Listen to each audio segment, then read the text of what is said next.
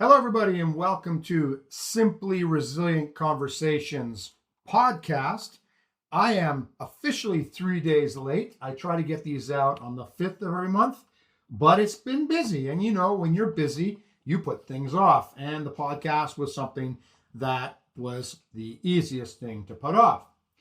Anyways, this month, I want to go with a out-of-the-box topic. And so something that's not self-evident, it's not techie, but it's related to tech. What I'm going to talk about? I'm going to talk about traveling in IT. Now, what do I mean? Traveling like into a computer or something? No. I mean when you work in the IT industry and you travel a lot. Thought this would be interesting and fun. I've recently, in the last 2.5 or 3 years, been doing a lot of travel. In fact, more travel than ever before. I counted my trips. I wasn't great at the air miles thing, and I realize now that I was really silly because I could have accumulated a lot of air miles. Nevertheless, I'm getting better and better. And when you travel a lot for work, you come up with great tips and tricks, things to do, things not to do, what to do. And I thought I would pass on some experiences. So I've traveled quite a bit in my life, but normally it's like 1 or 2, 3, maybe at most big trips a year, and then maybe some small trips. But switching to a marketing role, I suddenly traveled a lot more. Now, recently, in the last, 4 or 5 years, my big trips have been for the V100, which were held in Prague and Berlin, and that's a great trip always. And of course, the minute you talk about a trip like that, you think of sleep or lack of it because of the time changes. So that's one little thing which I was going to bring up. And by the way, I'm really interested in hearing what your experience is and what you do, especially the folks out in New Zealand and Australia or somewhere in Asia who have to travel, let's say, Europe or North America, because that's a huge difference. So what happens for people who have never traveled anywhere? If you travel, let's say, from Toronto to Prague, there's, depending on what time of year, a 6 or even 7-hour time difference. And when you're traveling that way, you get up in your plane, you're over the Atlantic, and morning comes a lot faster. Okay. Now, some people can sleep on a plane. I can't. So I just don't have sleep for that first day, which right away affects me. So jet lag's a term, by the way. But even if you do sleep somewhat, the fact that you're waking up a lot earlier is going to affect you. And it normally sinks in really bad, like the second, third day, where you're literally falling asleep. And then by the time you're ready to leave, if it's a short trip, like a week, you're all, normalized in the new situation. You feel, well, not great perhaps, but you're used to it. It's time to go back and you go through the same thing again. I really don't know what solution is for that. Different people react differently. I tried taking, the kind of not sleeping pills, but the kind of like herbal things, and they help somewhat. But still, I think because I can't sleep at all in plane or very poorly, it doesn't really solve it. So I just have to live with it. Now, what other things when you travel IT do you get to learn? Well, one thing is hotel rooms. Things I've learned. And does this come from YouTube things? I've been traveling and then suddenly a YouTube video will pop up or an Instagram telling me some horror story about what happened to people in hotels. I don't know why that is, by the way. So if I'm searching for something on the internet, I know what happens, cookies and all that, but why do they always send the negative stuff, right? And I've heard this from other people. There's one thing that's very scary about traveling, okay, when it comes to hotels. Bed bugs. Yes, they do exist. And you can get into a very expensive hotel, everything's nice and clean, and you'll get bed bugs. Now, I've never had them, but I've heard enough stories that I now have some rules. Rule number 1, my suitcase, my shoes go in the washroom. They go in the room where the shower is, where there is no carpet and there's just tiles, because the bed bugs don't like to go there, apparently. Okay. If you put your shoes or anything on the carpet or on furniture and there are bed bugs there, guess what? They're going to plant their larvae there. When you're in the bed, they're going to eat you alive. And of course, you'll move out of that room. The hotel will say, we're sorry. And they'll probably even pay for cleaning and whatnot. But the larvae might stay in your luggage or in your shoes or in whatever. You get home and guess what? Surprise. So I am super paranoid about bed bugs now. It comes to the point now, I saw a video where what you're supposed to do is go in the hotel room, first thing, take the sheets off in the dark, then quickly turn on a flashlight and look underneath the sheets. And apparently you can see them. Like they'll run away and they're fast, but you'll catch them off guard and you'll see them, right? So right away, you get out of that room, you go down to the reception, complain, make sure you complain enough that they're going to give you like a freebie, and then get another room, obviously. And the problem is, it's not really the hotel's fault because they can't like deep steam a room every time someone's in there. They clean it, but bed bugs are pretty hardcore, and anyone can have them. And it could be that someone was in the airport and their luggage. I mean, I get this. I don't know. This is maybe stretching it that the bed bugs jump from one luggage to the next. That probably doesn't happen. But somehow they get into people's, luggage, and they go to the hotel room, and there they are. So, bed bugs. Rule number 2, which I found out recently, don't use the coffee maker or the coffee tea maker in the room. Apparently, despite the claims, they're really not cleaned that often, okay? So this might be a bit more extreme, and I don't know if I'm being silly, but yeah, I stopped using those. In fact, it's probably good too, because I would wake up and have coffee twice, and the free ones, I wouldn't pay for it. And then I go down and have free coffees at the conference, and by midday, I had like 5-10 coffees, and I'm shaking all over. So that's probably a good thing. Never open up the fridge door in a hotel room. So this, from a former job, I actually learned this. We had a customer who was a hotel, a really classy hotel in Toronto, and I was helping him restore something. He goes, this really important piece of software on the server. I go, what is it? Well, it's the thing that monitors the room. And I immediately thought, secret cameras there and all that. So, I would, go and like never take my clothes off. It's like that, sleep in my clothes and whatnot. No, I didn't go that far. But what it is, like the fridge, this is all, it's got, what are they called? Chips in them. You open that door, ding, there's a charge. Now, you could probably fight them and say, no, I just opened the door, look inside, I didn't buy anything, and it would probably work. But apparently, and I don't think he was pulling my leg, you open the door and that's like $10, right? Because they assume. And they don't want people like switching bottles, you drink one and then you go to the store, the cheap store, and bring another bottle. They got, bottles of, they got something on that too, tags or something. So basically, don't even open the fridge. Don't be tempted to open the fridge, okay? Just pretend it isn't there. The next thing is safe. Okay, I'm super paranoid about my laptop being stolen because I've heard people getting their laptop stolen, and I do save, I back stuff up, but the laptop is just everything. So I carry my laptop everywhere with me. Not to mention, it's a good workout too. So I go on long hikes when I'm traveling. I'll talk about it in a second. But people say, "Wow, why are you so silly? You're carrying your laptop." I go, "Yeah, but guess what? You're paying for your, $60 gym every month, and you're not even using it because you're traveling. This is my gym. That added weight in the laptop is going to help, right? So that's good. And also doesn't get stolen unless someone, of course, comes up to you and robs you, right? So, okay, that's fine. But the safes in the hotel room apparently can all be picked relatively easily. So it's more a visual thing. And in fact, one person told me that they have valuables. They put them somewhere in the room, right? But not in the safe. Because if anyone comes in and they don't have much time, they're going to go to the safe. They're not going to go like behind the toilet and look there, right? I don't put anything behind the toilet, but think about it logically. If someone has limited time, an attacker who's going to rob, they're going to go to the safe, right? They're not going to look in some weird, crazy place. So that's what this friend of mine does, and he's never been robbed. Okay. What else about hotel rooms? I put up the do not disturb sign for many reasons, because then again, attackers and hotel cleaners. I got nothing against hotel cleaners, but I always feel guilty when I don't leave a tip. And I know I should, but sometimes I just don't have the small change, right? And so I figure, okay, don't clean the room. I'm fine, right? But also, if there's someone going to rob your room, they don't know. You might be in there, right? You might be sick and just lying there. So there you go. Another reason to put the do not disturb room thing on. And by the way, there's some new hotels that it's electronic, and I didn't know that. So I was looking for the do not disturb, thing you put on the tag on the door, and it wasn't there. And then I went to the reception to complain, hoping I get a freebie. And they said, no, it's electronic. So I looked kind of dumb as an IT guy. And yeah, it was electronic. You press in some buttons, do not disturb, which is cool. And that, I guess they have their like headquarters where they have the fridge control and all that stuff, and they know you're in. But the problem is that doesn't work because they know you've left, because they see the door coming in and out. So they know you're lying about the do not disturb, and that you probably don't want to leave a tip, so they get angry. You have to risk that. What else about hotels? Well, personally, I really preferred Airbnbs myself because it was much easier. If you go to a big conference and there's lineups, it really annoys me. You're paying an enormous amount of money to stand in a line, right? Now, I know that if you're Hilton Honors member and all that, you can jump a line. I've never figured out how to do it. Airbnb, you show up a lot cheaper. You get into some neighborhood, and you see how people live. I just find that more fun, but it's up to you. Okay, transport. Now, I get it. Ubers and taxis are easier. They're easier. But, think about it. How often are you in these cities? And they're different cities. And really, if someone else is paying, like your company, or if you're a Veeam 100, you're going, Veeam's being very nice to pay for you. You're going to experience this. You want to experience this. An Uber, a taxi is the same everywhere in the world. Okay, you look out the window, it'll be a bit different. But the highway, the car, exactly the same. There's no difference.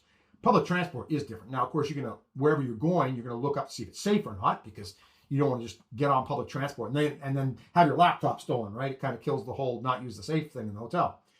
But on the subways, on the metros, on the public transport, you see people the way they live. And it's fascinating. And when you think about it, that's a huge experience. You'll remember that trip a lot better because people are different everywhere.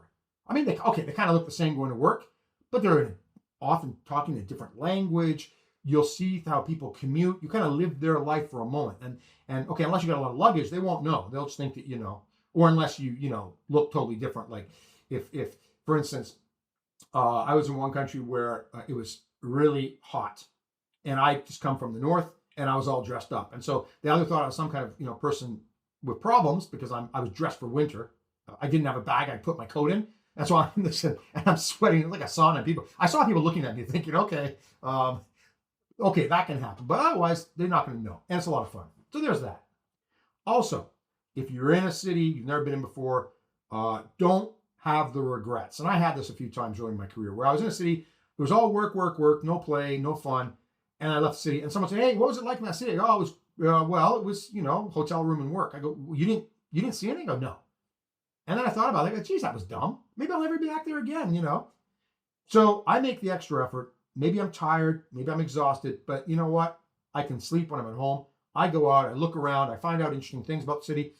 If anything, it's conversation topics. You're talking to the CEO and you really want to get that pay raise and you want them to think you're an interesting person and worth keeping. You start talking about the city and all these things you saw. You'd be surprised. Like, oh, this person, okay, might not be great at the job, or maybe they are, but at least they're interesting, right? They just don't take, the Uber and then work all day.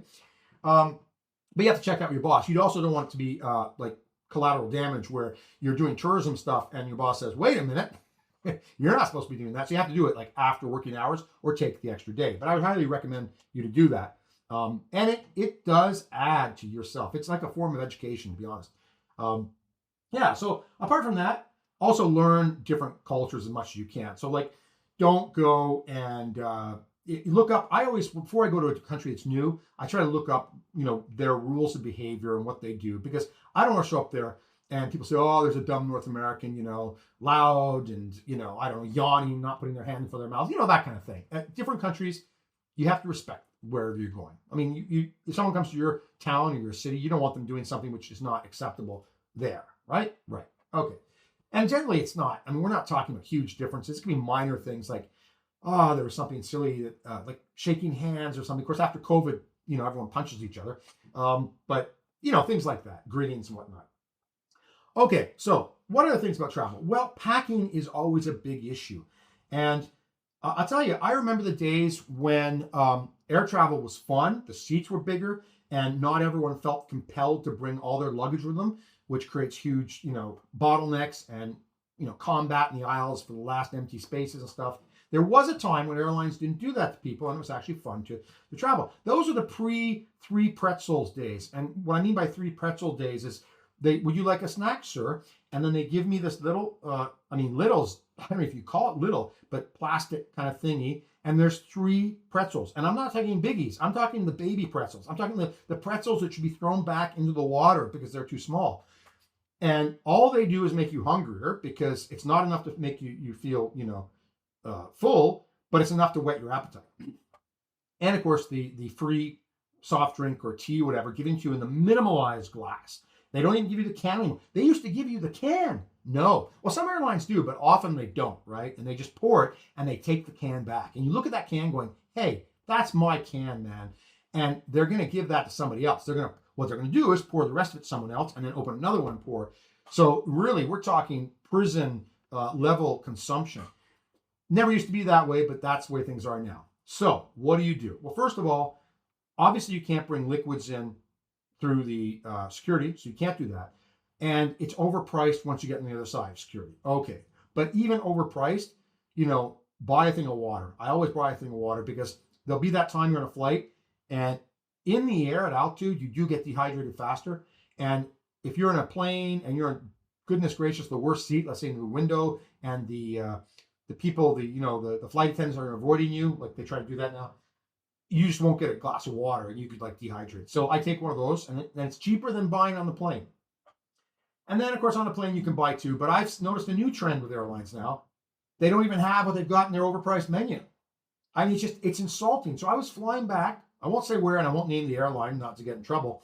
But I was flying back, and I was hungry. I thought, okay, well, I put this on expenses. It's expensive. It's not super expensive. Don't get me wrong, but it is more expensive than it would be, and it's unjustifiably more expensive. But anyways, fine. So I'll get this, and I got the that was my phone, by the way. I forgot to put it on mute. I got the menu. I'm looking through it. Okay, well, it's probably not great food, but hey, I'll bite the bullet.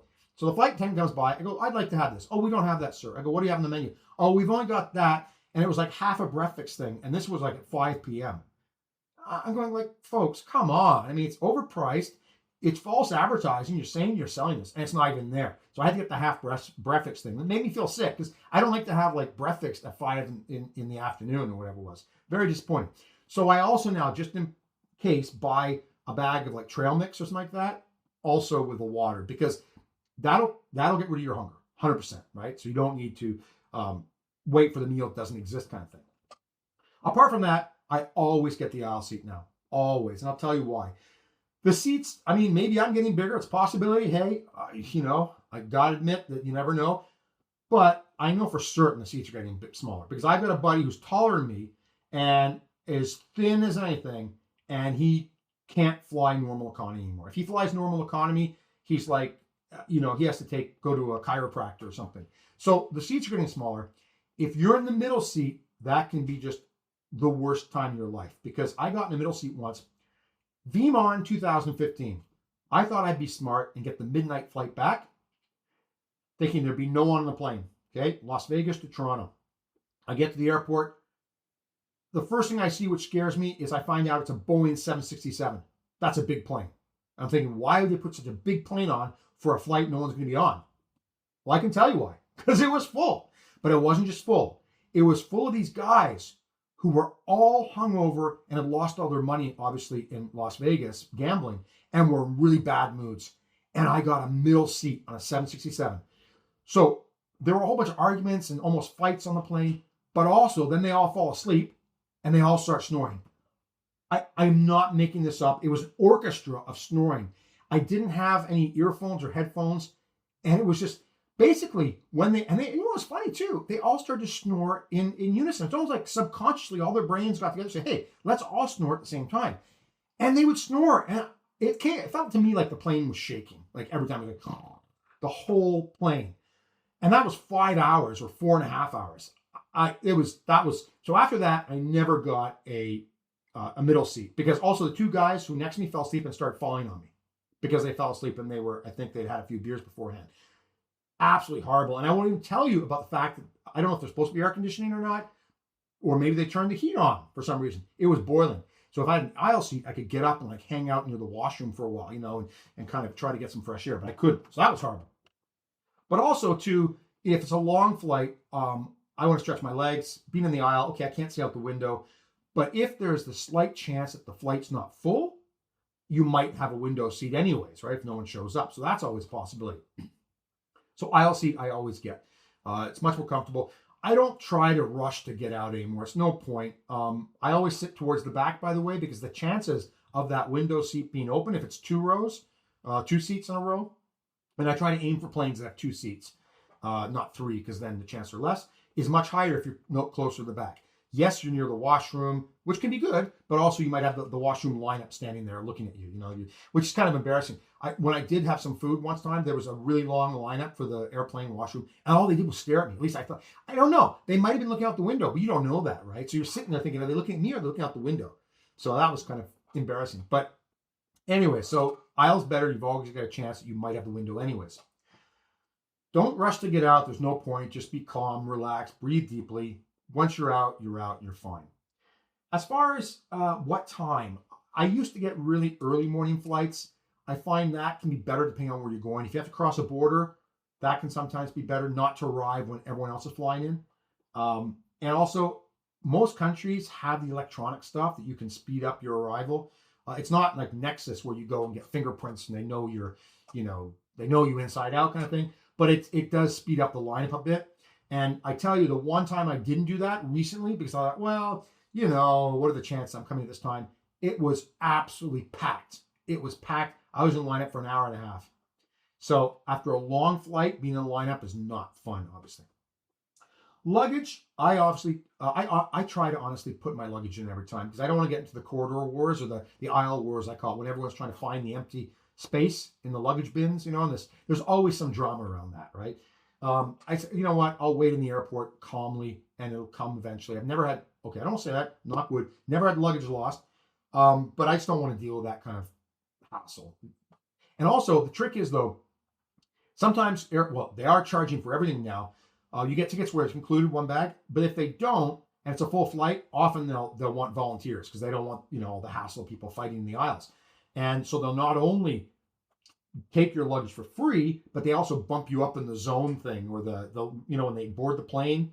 Some airlines were born, obviously, people with who need help boarding, or children. And then they have their elites, right? The frequent flyers, the people in super duper class that cost $1 billion.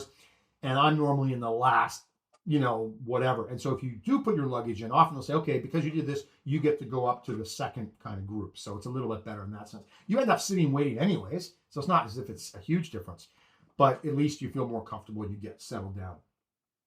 Okay, so other than that, whatever things I've forgotten maybe talk about is, depending on where you're going, look around, see what's around the city, what other cities are nearby, because you might never get that chance again. And so, be nice to yourself. Maybe take that vacation time and go around the area a bit, especially if you're traveling overseas. Like if I'm going to Europe, I don't want to go to Europe for 4 days or 5 days because, first of all, I'll have the jet lag issue, but also, it's a missed opportunity, especially if, you're going officially. So I will then try to see what's nearby and take some vacation time and visit those places. So it's a kind of vacation and work as well. So that's kind of my take on traveling. Next week, I've got some traveling coming, which I'm very excited about. Knock wood, though. I'm not super superstitious, but I'm superstitious that I don't want to brag or talk about anything before it happens because you're superstitious. No, I'm just being careful, put it that way. But next week's going to be a lot of fun, and I'll probably do a special podcast about next week. All right, today was a shorter podcast. When am I going to have a guest? Some people say, Jeff, we're just tired of listening to you. Bring somebody else on, for goodness sake. Yes, I'm going to get a guest. When things calm down a bit work-wise, I'm going to bring in some aces. I might bring in some experts. We'll see. Hold on. Just put up with me for a little bit longer. That was Simply Resilient Conversations. If you have any interesting topics around travel, maybe not just IT travel, maybe just sales travel. They have a lot of fun traveling as well, except they always dress really nicely. Now, the good thing about being a techie in IT is you can kind of, I dress relatively nice, but I don't have to have like a tie and a jacket when I get on a plane. That would be really rough on top of everything else. All right, we will see you next month on Simply Resilient Conversations. Thank you very much.